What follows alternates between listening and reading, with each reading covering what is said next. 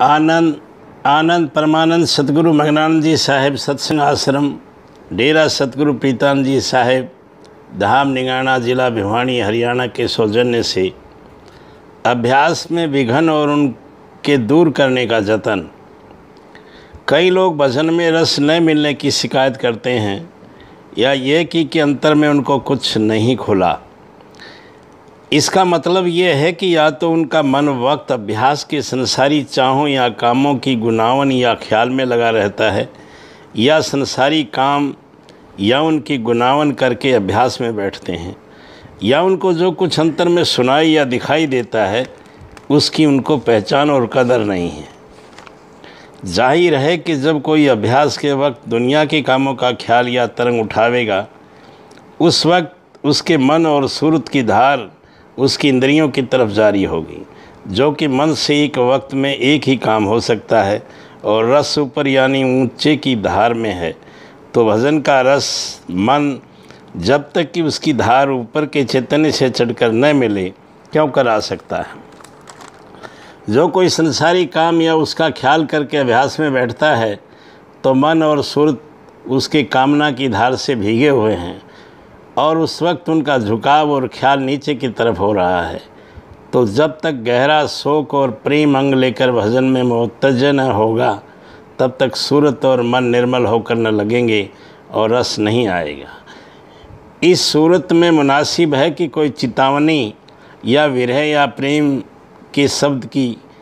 बड़ी पोथी सार वचन छंद बंद से होशियारी से पाठ करें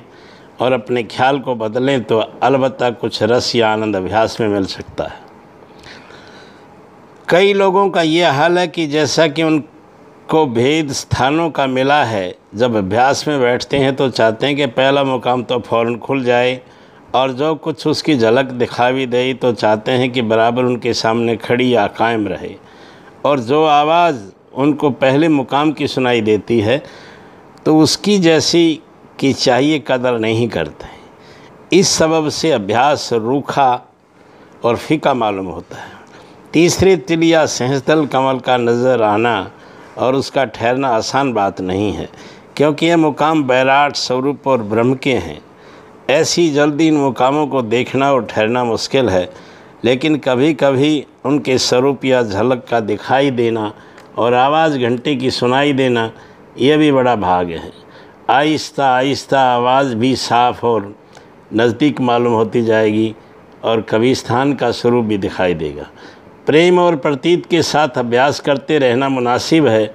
और समझना चाहिए कि संत मत के अभ्यास का मतलब यह है कि सूरत और मन जो पिंड में बंधे हुए हैं ब्रह्मांड की तरफ और फिर उसके पार चढ़कर पहुँचें। जो कोई ध्यान में अपने मन और सूरत को पहले या दूसरे मकाम पर जमावे और थोड़ी देर तक ठहरावे,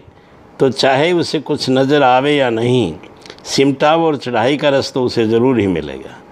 इसी तरह जो ध्यान और भजन के वक्त अपने मन और सूरत को जोड़ेगा और जहाँ से की आवाज़ आ रही है वहाँ तक आहिस्ता आहिस्ता पहुँचावेगा, तो ज़रूर उसको आनंद भजन का आएगा। इस वास्ते मुनासिब है कि ध्यान और भजन के वक्त दुनिया के ख्याल छोड़ करके अपने मन और सूरत को पहले स्थान पर जमावे और जो वह उतरावे तो फिर वहाँ पहुंचकर ठहरावे। इस तरह बारंबार करते रहे तो थोड़ा बहुत शब्द भी सुनाई देगा और रूप भी दिखाई देगा और सिमटाव और चढ़ाई का जो आनंद है वह भी ज़रूर मिलेगा। मगर इन सब कामों के करने के वास्ते शौक़ और तड़फ यानी विरह और प्रेम थोड़ा बहुत ज़रूर दरकरार है। जो अभ्यास के वक्त मन काबू में न आवे तो मुनासिब है कि बड़ी पोथी में से कोई विरह या प्रेम या चेतावनी का शब्द जिसका दिल पर असर ज़्यादा होता होवे, गौर से पढ़कर भजन में बैठे तो मन की किसी कदर हालत बदलेगी और भजन थोड़ा बहुत दुरुस्ती के साथ बनेगा। और कभी कभी अपने मन को इस कदर समझौती देनी चाहिए कि जब तू दुनिया के काम करता है तो परमार्थ का ख्याल नहीं करता, और जब परमार्थ के काम करता है तो दुनिया के कामों को क्यों ख्याल करता है। और जब तक सच्चे मालिक के चरणों में प्रार्थना करता रहे कि मन निर्मल और निश्चल होकर भजन में लगे, ज़रा गौर करने से मालूम होगा कि भजन और ध्यान के वक्त दुनिया के ख्याल उठाने में निहायत बेअदबी सच्चे मालिक के साथ होती है। जैसे कि कोई अपने बाप या हाकिम के सामने जाकर बातें दूसरों से करे और उनका वचन न सुने, उनकी तरफ भी न देखे, तो वो कैसे राज़ी हों। इस तरह मालिक भी राज़ी नहीं होता और इस सबब से अभ्यास में रस नहीं आता। इस वास्ते मुनासिब है कि ज़्यादा न बने, थोड़ा ही अभ्यास करें, पर जहाँ तक मुमकिन होवे दुरुस्ती और तवज्जो के साथ करें। जब कभी वज़न या ध्यान के वक्त भी सुस्त या शिथिल होती हुई मालूम होवे या नींद आती मालूम पड़े, तो उस वक्त अभ्यास को छोड़कर थोड़ी देर के वास्ते हाथ और पैर फैला देवें, और जो ज़्यादा सुस्ती हुए तो उठकर 2-4 कदम टहलें और फिर बैठकर अभ्यास करें। जब भजन के वक्त गफलत या बेहोशी होती मालूम पड़े, तो उस वक्त नाम का सुमरन और स्वरूप का ध्यान दो। 4 मिनट के वास्ते करें, और जो गफलत दूर न होए तो जब तक खूब होशियार न हो जाएं तब तक यह अभ्यास करें।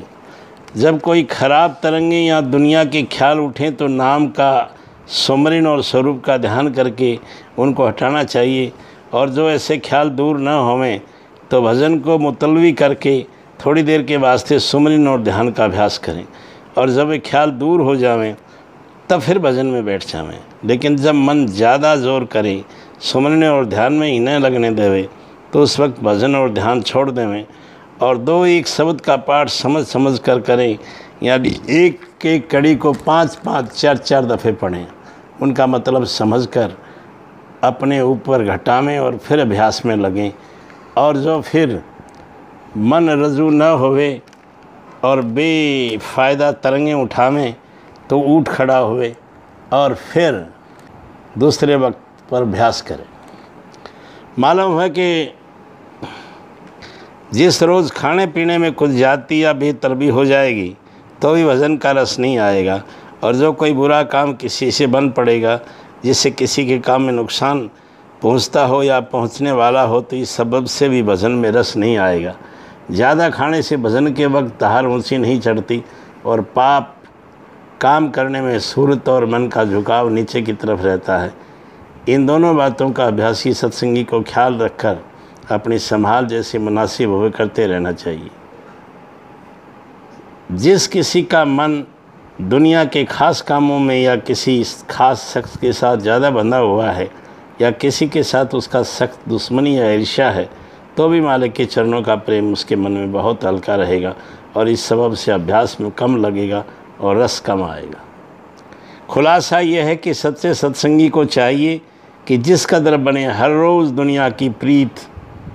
मन से कम करता जाए और मालिक के चरणों में शौक़ और प्रेम बढ़ाता जाए,